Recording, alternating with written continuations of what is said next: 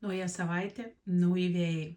Kokius gyvėjus pranašauja Taro šią savaitę? Labas, mano vardas Teresė ir mane vadina Gerąja ragana. Aš esu profesionali tarologė ir ezoterikė ir padėsiu jums pažiūrėti per Taro, kokius gyvėjus pranašauja šią savaitę, kur reikėtų pasisaugoti, o kur anaiptol reikėtų dėti žingsnius į priekį.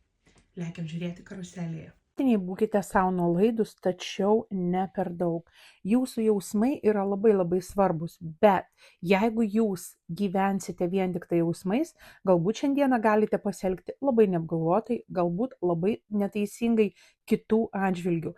Tai jeigu šiandieną jums jūsų jausmai kunkuliuoja per kraštus, tai pasistengkite tiesiog juos arba nuraminti, arba svarbius dalykinius pokalbius, šeimininius pokalbius atidėti kitai dienai. Antradienis jums pranašauja sėkmę, jeigu jūs mokėsite iškomunikuoti viską, apie ką jūs galvojate, savo svajonių link, apie ką svajojate. Bet jeigu jūsų galvoje, jūsų mintise vis dėlto yra migla, tai labai sunku bus ateiti į gausą, nes gausa labai mėgsta, kad tikrumas parodytų kelią, kaip link jūsų ateiti. Tai formuluokite savo svajonės, savo norus, galbūt juos išsirašykite, nes tai yra labai svarbu šiandieną būtent. Jeigu jūs norite paaukštinimo, galbūt apie tai reikėtų irgi labai aiškiai iškomunikuoti. Trečiadienis šiandieną gali atrodyti, kad visas pasaulis prieš jūs nusiteikęs ir viską krauna jums, bet jūs klystate, kadangi tai yra tik jūsų abejonė savimi, tik jūsų baimės, tik jūsų šešėliai, o galbūt kažkokios pagundos, kad jūs lengvai turėtumėte viską pasiimti, bet tai mes kalbame tik tai apie šiandieną. Rytoj, poryt jūsų energetika, jūsų mintys gali būti kitokios. Tai jeigu šiandieną atrodo, kad viskas jūs slegia, tiesiog leiskite savo pasilsėti ir nedarykite kažkokių skubotų sprendimų.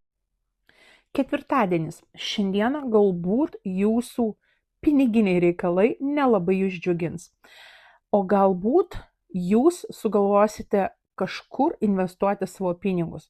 Darykite tai atsargiai. Jeigu perkate kažkokius dalykus, tai gerai pagalvokite, ar jie jums yra reikalingi. Galbūt šiandieną jums nugarą gali atsukti jūsų mylimi žmonės, jeigu jums reikės pagalbos.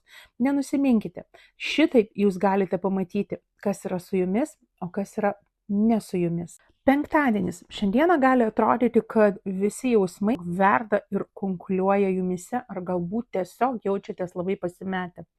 Tai raskite laiko savo būti su savo jausmais, galbūt pamedituoti, o galbūt vaikščioti kažkur gamtoj, nusiraminti, įsižeminti, nes gali atrodyti, kad šiandieną pas jūs tokie amerikietiški kalneliai nuo stabilių jausmų iki labai audringų emocijų. Nuraminkite jas. Jums tai bus daug palankiau. Šeštadienis.